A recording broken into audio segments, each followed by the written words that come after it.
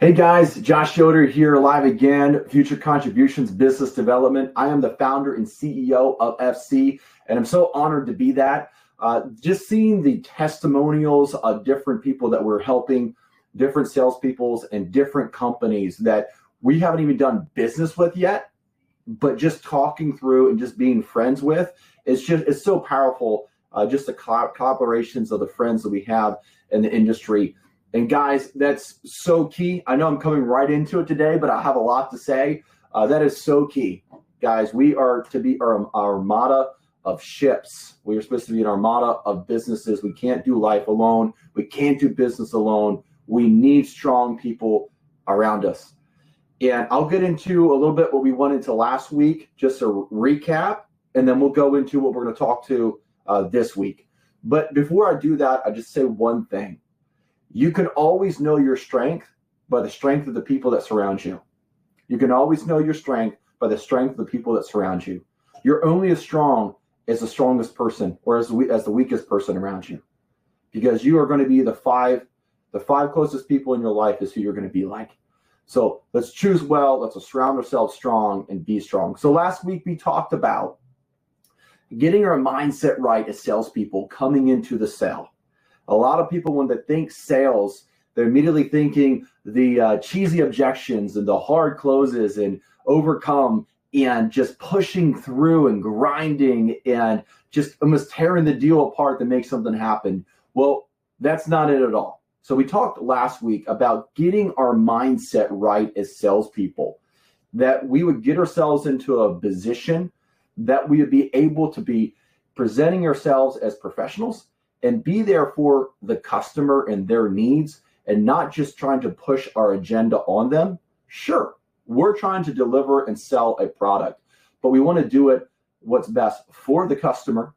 And if the customer legitimately needs something better than what we're offering and they need an upgrade or we need to upsell them to a better product, absolutely, we're going to push that product out of our conviction, not out of pushing it on them that they don't need it, or that we just want to pressure them just to get some more money out of the deal. We need to always keep the customer first in sales.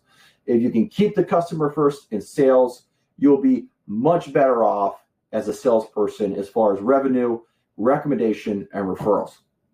So getting into today, we are going to talk about starting from the first step with customers. Starting with the first step from customers, the first thing that we're going to do is within 30 minutes of arriving at the customer's house, we are going to call them, and then we are also going to text them. So if they don't answer that phone call, we're going to send a text message. Now, you can do this either way. In my companies and what we do and what I coach is typically we just send a text message. I find that to be more effective because especially if you're busy and you're going from job to job, 7, 8 estimates, you get called on the phone, you call somebody, and they want to cancel or they want to reschedule or they want to see what's going on with the job and try to get an estimate before you even get there.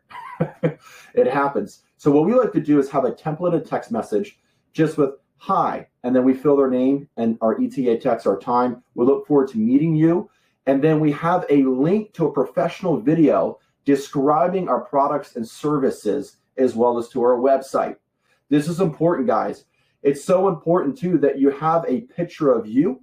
And if you have a family photo of you and your family with your business logo as you're a little faded out in the background, but your business logo is what's really being seen. But they can see you clearly and your family, but the emphasis on the business logo. If you can get an ETA text like this, what this does, it allows the customer to meet you before they meet you. When they see somebody, their picture, they're not seeing a salesperson, they're seeing a human being. And when they can do that, you get them into an emotional state rather than a logistical state. It's much easier to win. How would you say this? Not necessarily a disagreement, but it's much easier to get somebody on your side if they're emotional rather than thinking logistical. So we want to do that first. Really, we want to put the customer at ease. And we want them to see who we are and what we're about, and just sending a simple picture with an ETA text, being professional, being personable, being relatable right up front, and then having that business link that they can click on and actually see the video. That way, when you arrive, there's things in the video they didn't call you out for that your company offers. And now they're going to be asking you about the upsell rather than you pushing it on them. So you can see how this could be effective. So call within 30 minutes or text, send the ETA text. When we get there, especially with our trucks and salespeople, make sure that you have a wrapped vehicle. When you show up to that customer's house, it does not need to be a nice fancy car. It doesn't need to be something flashy. It needs to be something quite the alternative. It needs to be something very basic. It needs to be nice and professional, but we're not trying to show off when they're showing up to the customer's house. So a nice wrap, we're going to park where the customer can see us. From that point, we're going to walk to the door. And yes, I know I'm going very basic here, but it's important. It's going to build on each other. We're going to walk to the door, not through the grass. Never walk through somebody's lawn. I have lost sales, seriously, by walking through a lawn or walking through a flower bed. I got to the door and the customer even scolded me for it or told me, can you please next time walk around on the sidewalk? So I learned that early on to walk up the sidewalk, up the driveway. When you get to the door, you're going to knock on the door and ring the doorbell, and always do both. Knock on the door and ring the doorbell, because what happens sometimes is people don't hear you knocking. They're going to definitely hear the doorbell ringing, hopefully. They answer the door. When they answer the door, you're putting your hand out and saying, hi, my name is Josh with so-and-so company. Put your name in there. And you must be and state their name. This is so important.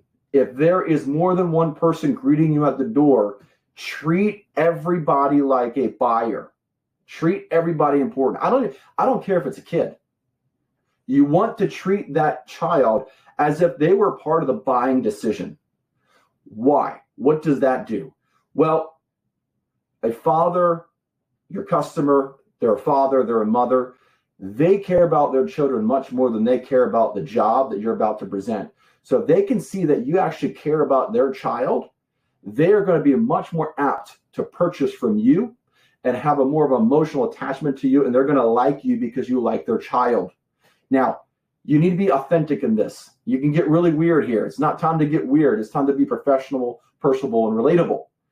But when you see that child, lean down, shake their hand too, and ask them what their name is. And if they have a pet, ask them what their name is. Include everybody in the buying process, in the greeting process.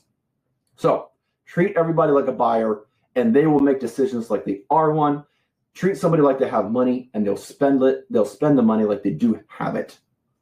After we meet and we greet the customer, we're going to simply just say, so how can we help you today? And they're going to explain why they called you out there. Maybe you have some notes prior to you getting there. That's great. But we never want to assume. We're going to simply ask them that question. How can we help you today? They're briefly going to explain what they're going to have us do.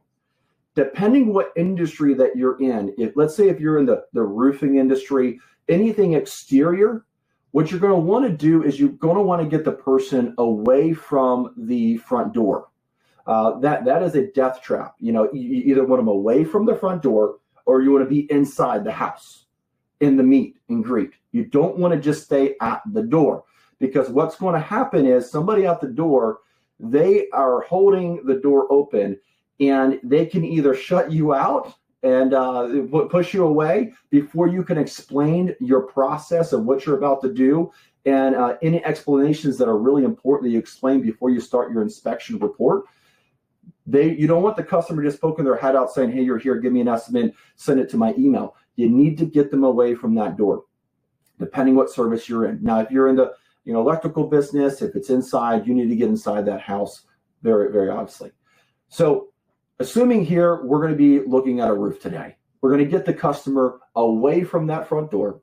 They're going to ask what our services are, how we can help them. We're really going to then dive into who they are. Where are you originally from? We want to get to know the customer here. Now, we don't want to go fast here. We really want to get to know the customer.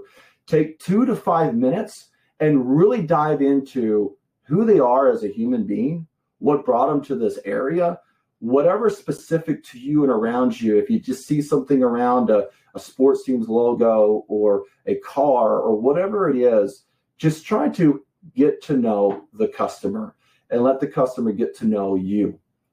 From that standpoint, after the greeting, we're going to have the overview. The overview is after we have met and greet the customer, and now we have some good rapport with the customer. We're then going to overview why we are there completely. So if we're doing a roofing, if we're doing electrical, we're going to explain what we're about to do. This is, if you have any word tracks or explanations that need to be said, this is when you're going to say that. Make sure the customer thoroughly understands what you're about to do. Step number 3 is going to be the inspection. Now, sometimes customers are going to walk along with you. Sometimes the customer is not. If the customer is not walking along with you, make sure you're taking pictures of the serviced area. So again, we're going to dive in on the, we're doing the roof right now, but in the case of you're doing something else, you can apply what you do here and what applies. But you want to be taking pictures of everything. Most times if you're doing roofing and get up on the roof, please do not have the customer come up your ladder. That is a liability issue waiting to happen. Keep the customers on the ground whenever you're doing anything on the roofing systems. But you go up there, you're going to do the inspection. As you're doing the inspection, guys, you're going to do the inspection like no other salesperson is going to do it. If you're doing a roof, you want to get up there and you want to take a picture of any warped plywood. You want to take a picture of any incorrections that could be done to that roofing system and how we can make it better. You know, if they had a foam ridge vent, they should have a Cobra ridge vent or whatever, or they need an attic solar fan to help cool. If the exhaust isn't right for the roof flow, all of that goes into our inspection because we want to make sure that after this customer gets our product, they're getting the best result for it, and this is a chance to upsell. Also, as we're walking around, especially if we're doing an example of roofing, is we want to get up in that attic. The reason is a lot of attics, you can't see a whole lot on the plywood because a lot of attics are not fully walkable, especially down here in South Florida where we're from. At least the attics are very small. They're very contained. So you might just see a couple spaces, but it's not about that. When you are doing your inspection, the neighbors are watching you, the customer's watching you out their window. It's about making yourself look like a professional. Even if you can't see a whole lot in the attic or you can't see a whole lot in the electrical area down into the manhole, unscrew those old rusty web things and get down in there. Let the customer know that you are willing to do more for them up front than any other person. And if they see that you've done more than anybody else, they know that when you do the job, you're going to do it better and be more detailed than anybody else. So as we do our inspection, we want to do it better and mention everything that we can in our documentation on our inspection report sheet. You need to have an inspection report sheet. Don't just have all of this stuff in your head. Just because you know it doesn't mean the customer does. Words are cheap. Writing is fact. Words are cheap. Writing is fact. People will believe the written internet over their family members. Well, that's what Google says. This is what this says. When things are in writing and they're put out and laid out professional, it goes so much further than just you as a salesperson just saying it. So have it on your inspection report sheet. And as you go down through that inspection report sheet, make sure you're fulfilling all the marks in your individual field. And as you do that and you've done your inspection like nobody else, you're going to come back down. As you come back down your ladder, you're going to go back and you're going to go into your truck. Now, this is where so many companies miss it. But this one thing that I'm about to tell you, you will increase your closing ratio by 30%. So listen up. It's very simple. Give an estimate on the spot. Give an estimate on the spot. It's a little bit more work up front to have the templates, to have the software in order to do a lot of different things. When I was in the exterior business selling roofs, windows, siding, you name it, any exterior I was doing it, whether it was a $500,000 bid or a $20,000 bid, I could get you an estimate anywhere between 10 and 30 minutes. And there's softwares that can do it. Sure, you might have to spend a little bit more money, 60, 70 bucks on each and every estimate you go to. But you know what? If you believe in yourself, you're going to spend the money like you do.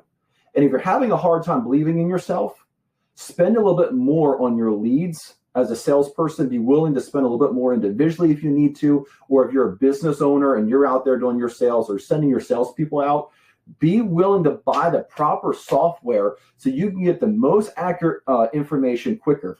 Because if you're not spending the money, you're sending a signal to your salespeople and to yourself that you don't believe in your capability of doing what you're supposed to do.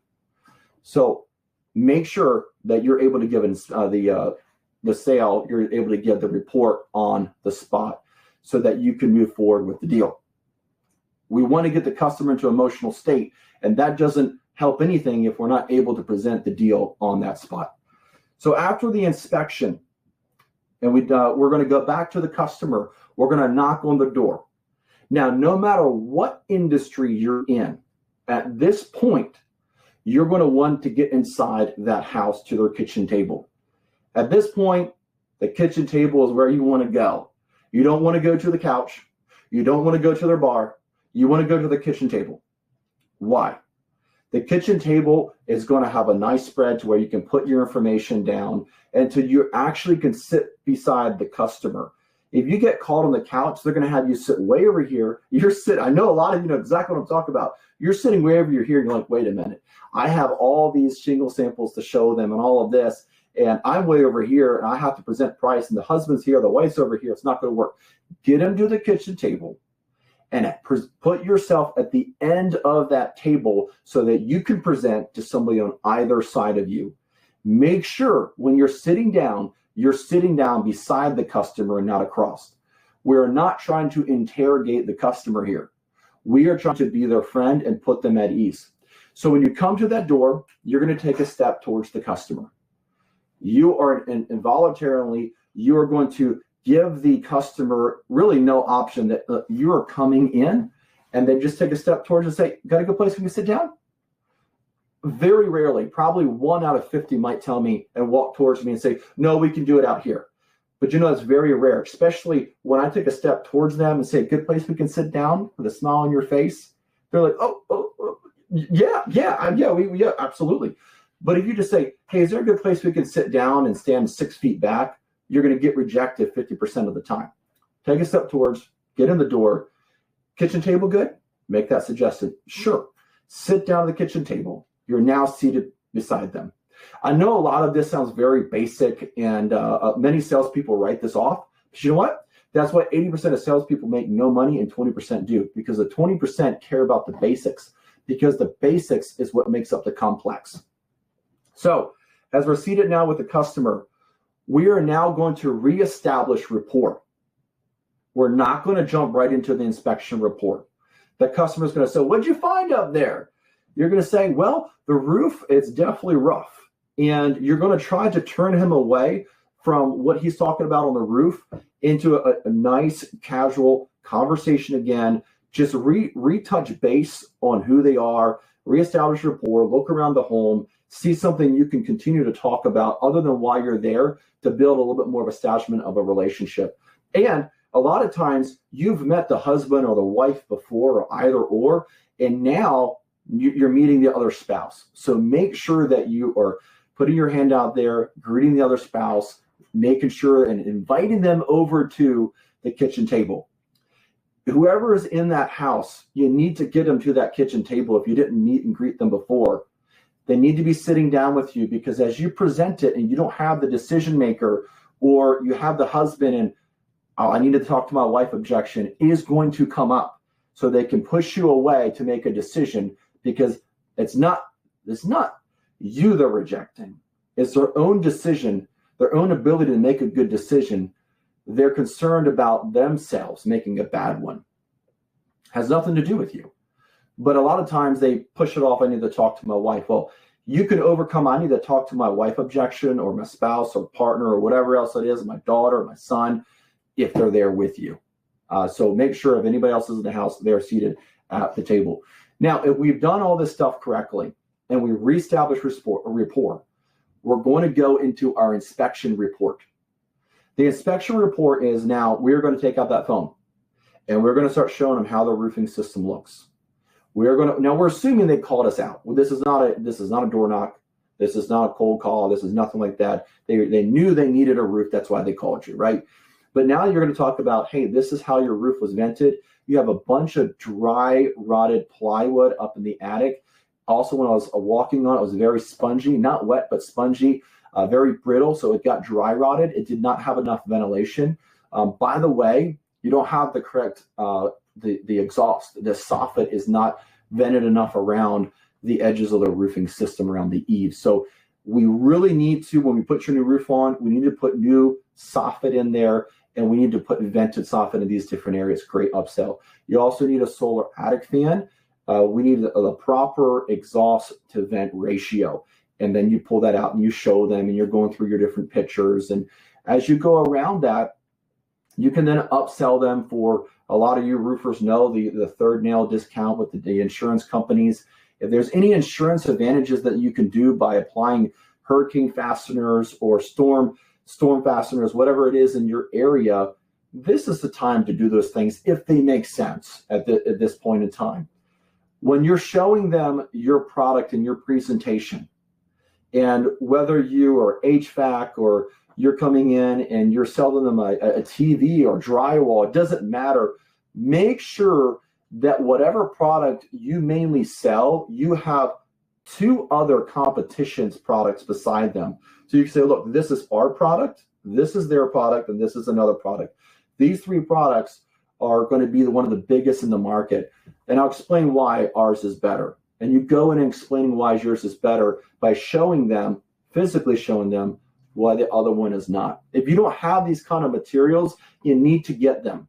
Again, words are cheap, writing is fact, and presentation will seal the deal. Seeing is believing. So as we go through our inspection report and showing the pictures and doing all this stuff right, now it's time to come down to the presentation. The presentation is, we're going to go down the price sheet. This price sheet should not have all the different stuff you're going to sell them that goes into it. Example, if you're doing a roofing system, please do not put how many rolls of ice and water shield you're going to do, or tar paper. Don't show how many nail boxes you're going to need and the whole. No, that's for the back end to build the job after it's sold. Because what happens is the customer is going to see all this list and they're going to go like, well, do I need that for $500? Do I need this for $300? No, you're going to give them a one price ticket item and three options.